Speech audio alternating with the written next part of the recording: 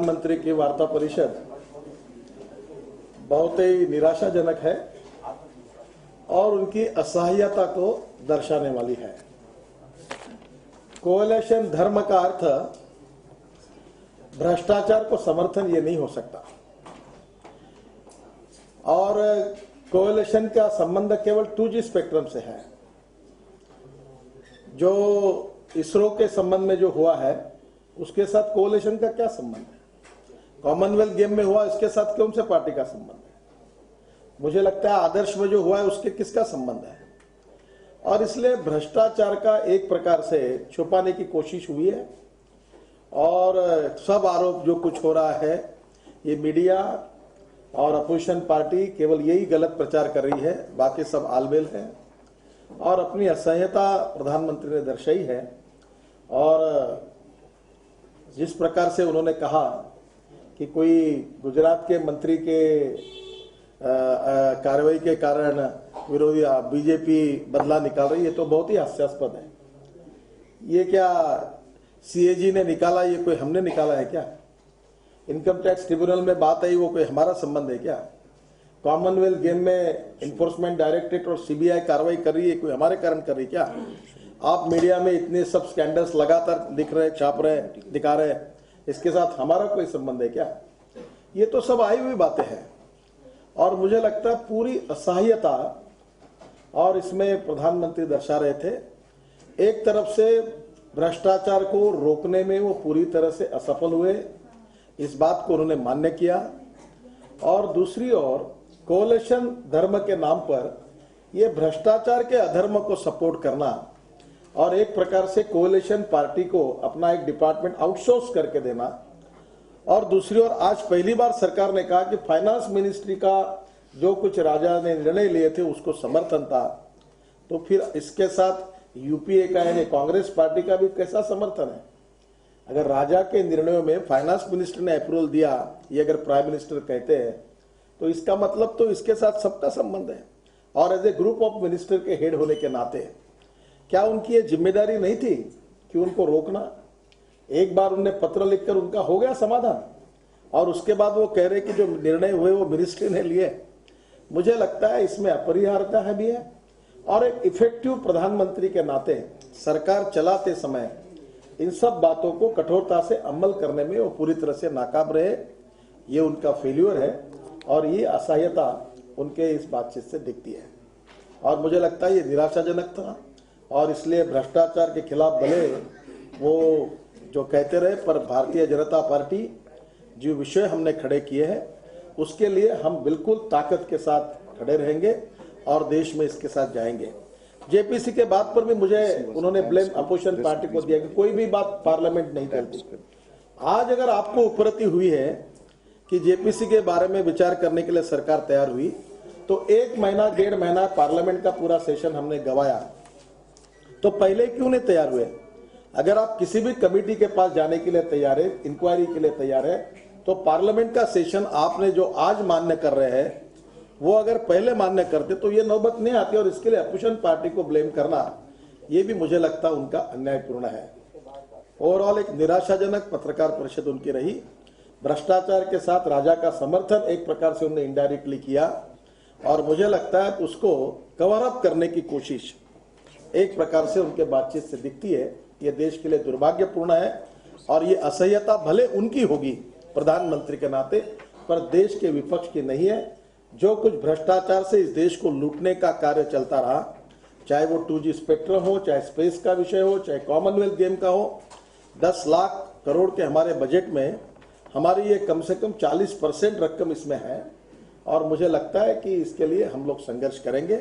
और इन्फ्लेशन के विषय के ऊपर भी बार बार wrong economic policies and bad governance is the basic reason for the price rise and inflation, ये हमारा बिल्कुल बार बार कहना है और उसका यही कारण है और इसलिए हम दोनों विषयों को लेकर लगातार लड़ते रहेंगे।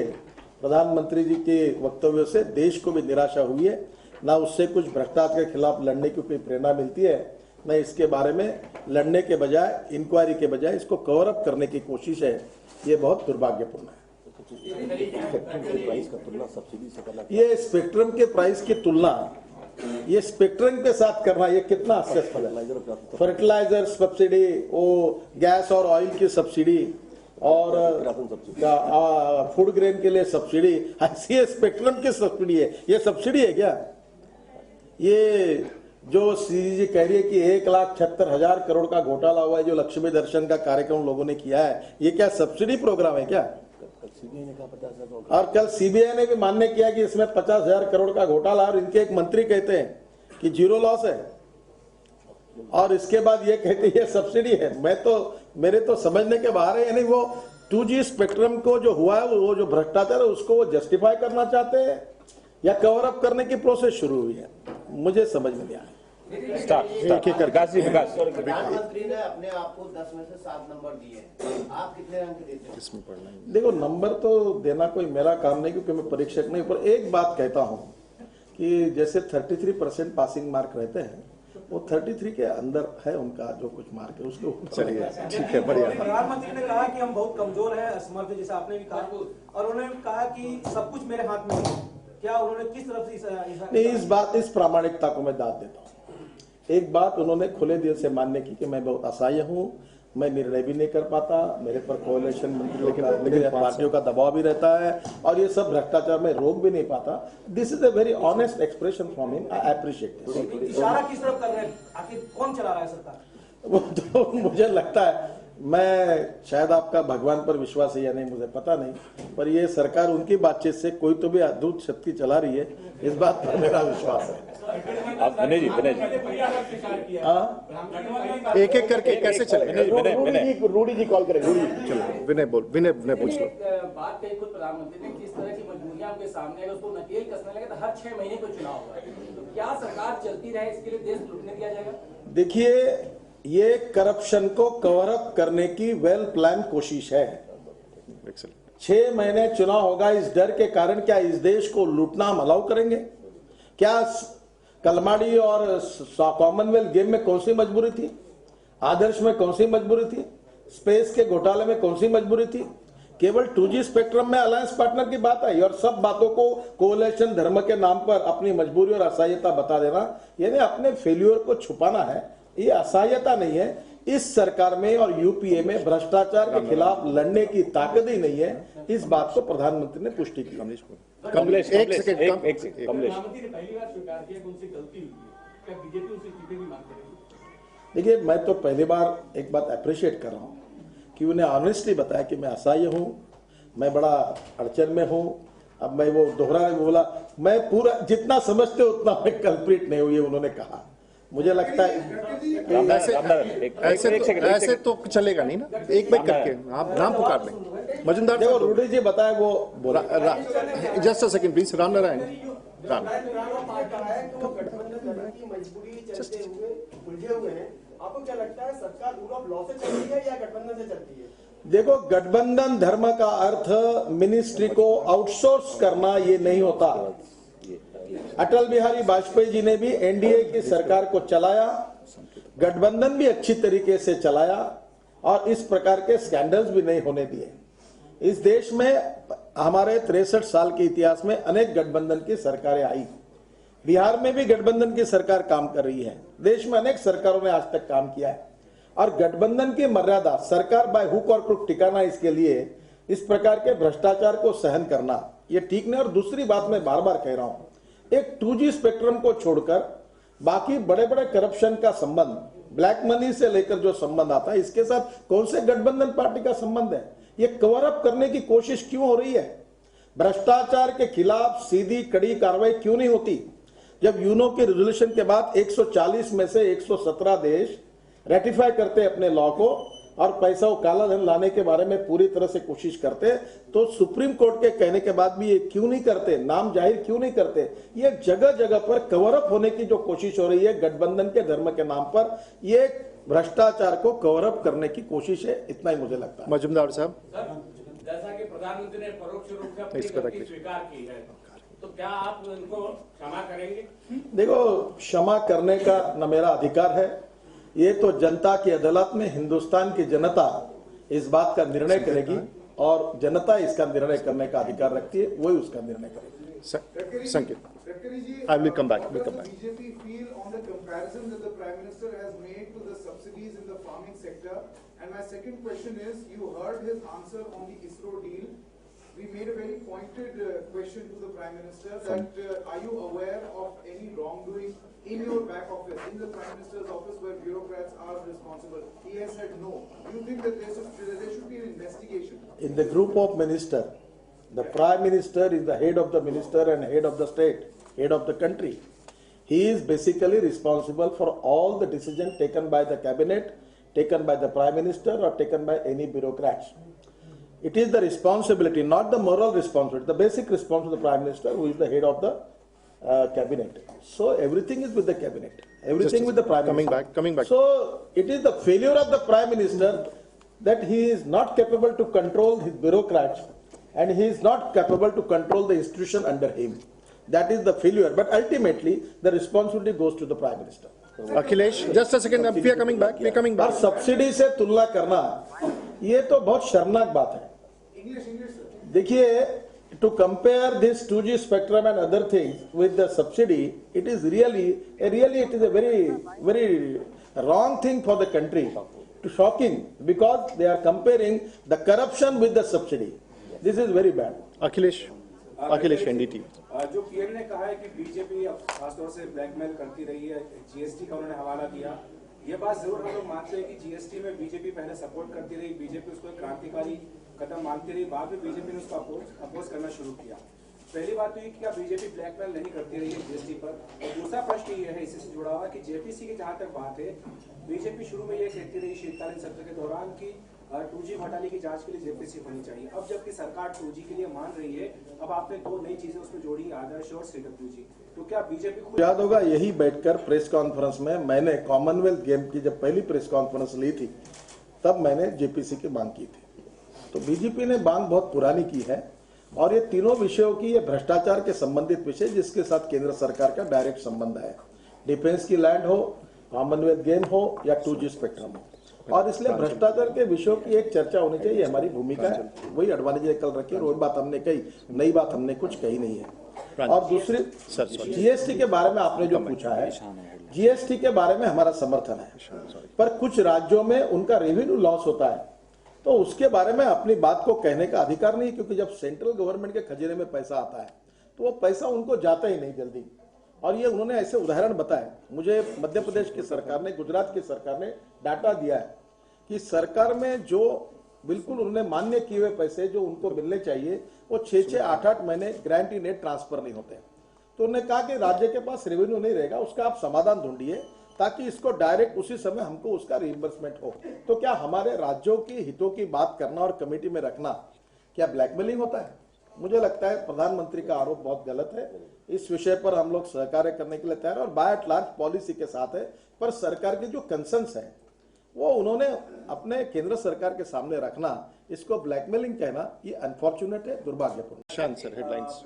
Advani ji or it certainly seems that the government is willing to agree to a GPC. Would you allow the budget session of Parliament to and not just on the GPC, on using all three issues? So would you be still adamant on that? Would you still not? देखिए, पहली बात ऐसी है कि already JPC के विषयों के बारे में हमने समय समय पर अपनी मांग की और सरकार के सामने रखी है. अगर ये आज का जो इंडिकेशन प्रणब मुखर्जी साहब ने या प्रधानमंत्री ने आज दिया है, यही अगर पार्लियामेंट में पहले दिन होता तो मुझे लगता है पार्लियामेंट का समय बेकार नहीं जाता. अगर लोकतंत्र में हम पार्लियामेंट का कामकाज चाहते हैं, पार्लियामेंट में आगे आए, लोकतंत्र में डिबेट हो, चर्चा हो और पार्लियामेंट चले, यही हमारी भूमिका है.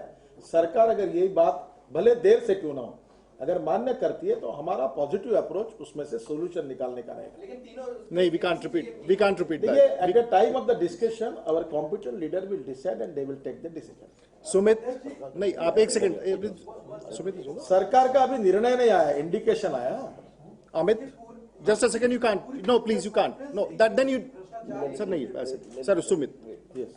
Sir, I will come back to you. You can't just start speaking. प्रधानमंत्री ने अपने भाषण में जो प्रेस वार्ता उसमें साफ कहा कि जो जिम्मेदारी उन्हें सौंपी गई है वो बीच में नहीं छोड़ सकते हैं. जब उनसे पूछा गया कि क्या कहीं फीलिंग हुई कि इस्तीफा देना चाहिए, तो उन्होंने साफ कहा कि जिम्मेदारी जो मिली वो बीच में नहीं छोड़ सकते और साथ ही साथ वो नैतिक जिम्मेदारी भी लेने को तैयार नहीं है. क्या कहेंगे? देश की जनता ही अब निर्णय करेगी कि उनकी जिम्मेदारी क्या होगी। Just a second, I'll come back. You just raise your hand. KK? प्रधानमंत्री को जितनी भी गेंद फेंकी गई सब उन्होंने दूसरे के पाले में डाल दी। एक गेंद सीबीआई के माध्यम से शरण शौरी के तौर पे बीजेपी के भी पाले में डाली गई है, उसको किस तरह से देखते, क्या शरण शौरी का बयान कोई बीजेपी के लिए उचित होगा? देखिए, मुझे लगता है कि उसके पहले 2 महीने पहले सबसे पहली बार राज्यसभा में 2G स्पेक्ट्रम में विपक्ष के नेता अरुण जेटली जी ने 1.5 घंटा भाषण करके 2G स्पेक्ट्रम प्रकरण की गंभीरता सरकार के सामने रखी है। और मैं ये मानता हूं कि ये गेम इधर उधर डॉच करना ये 5 दिन के क्रिकेट में चल सकता है। और इसलिए सबसे पहली बात है कि जब टीम हारती है तो कैप्टन को शील्ड मिलता है, और टीम जब जीतती है तो कैप्टन को उसका शील्ड मिलता है, और हारती है तो कैप्टन बदल जाता है। तो मुझे लगता है ये ऐसे कैप्टन है कि किसी के लिए जिम्मेदार नहीं है।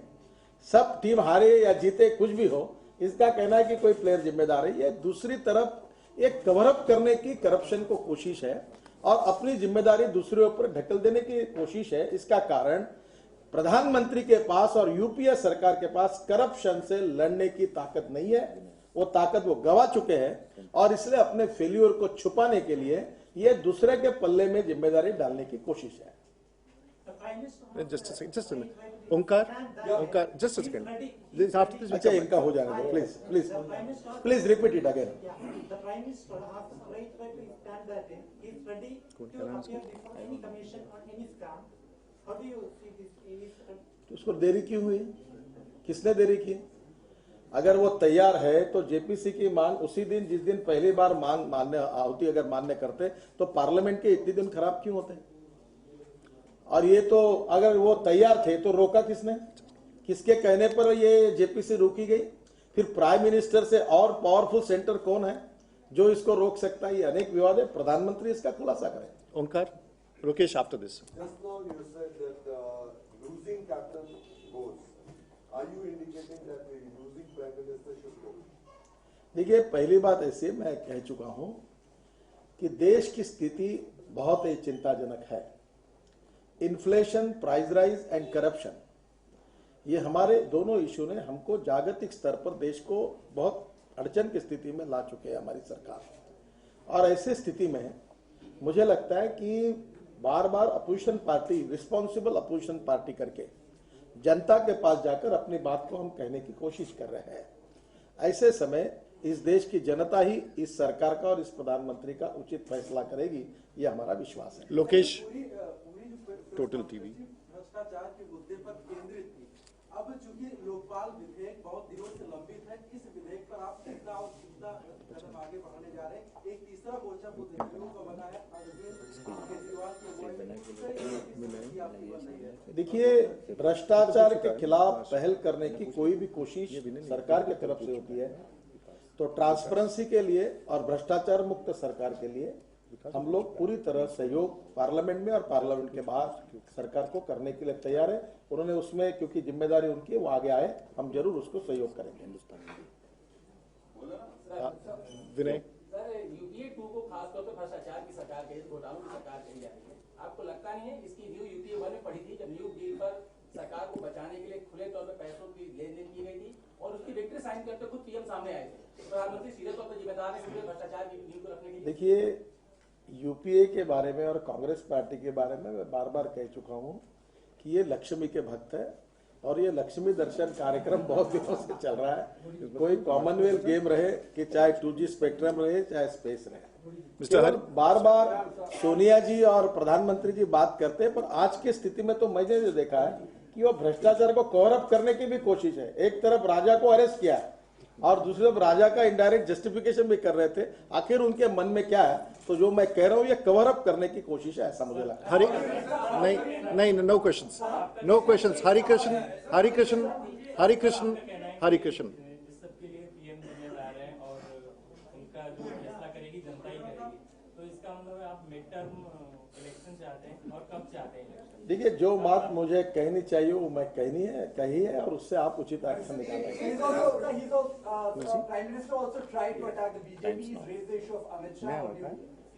देखिए, ये तो बड़ा दुर्भाग्यपूर्ण है। उन्होंने मीडिया को टारगेट किया, उन्होंने जुडिशरी को इनडायरेक्टली टारगेट किया और अपोजिशन पार्टी को टारगेट किया।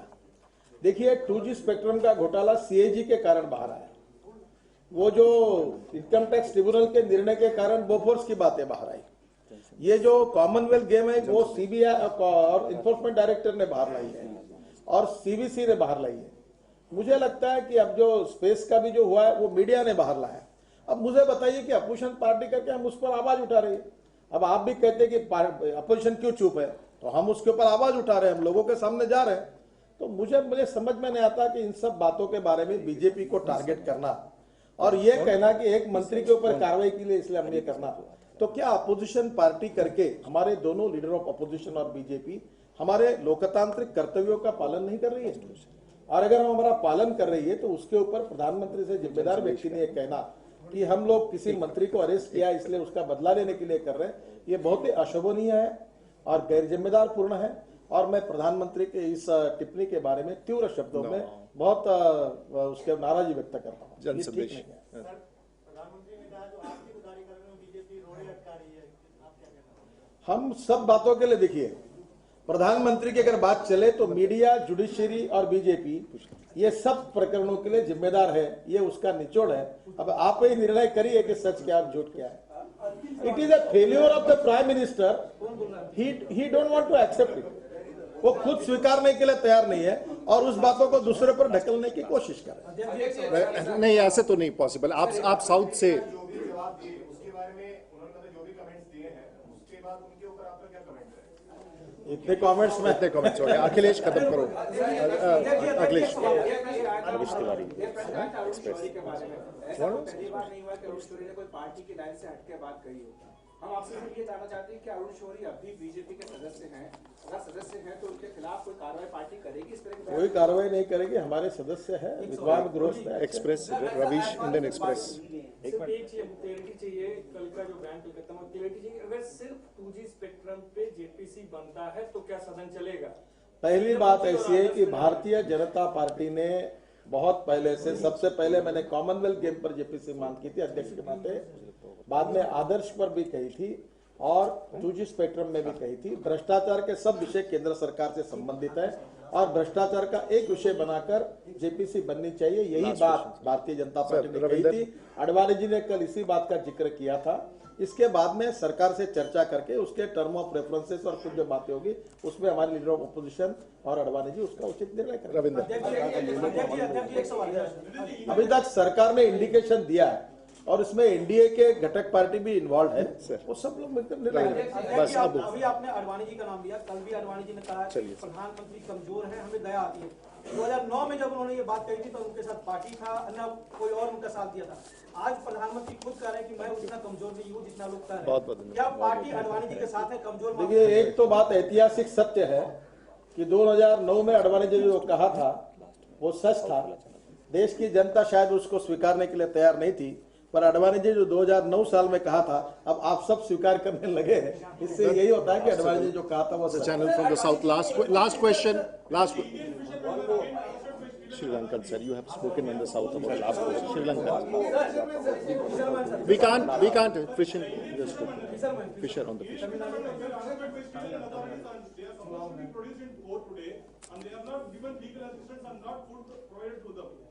As far as the fisherman issue is concerned, the central government's role is just only eyewash.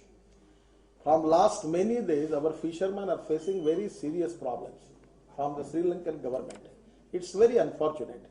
When I was in Chennai also, I received a lot of complaints from many people, and it is very unfortunate. And still we are expecting from the government to take a stern action as far as the survival of the fishermen in Tamil Nadu is concerned. Sir, thank you, Kare sir. बहुत बहुत धन्यवाद, आप सबका बहुत आभारी हूं।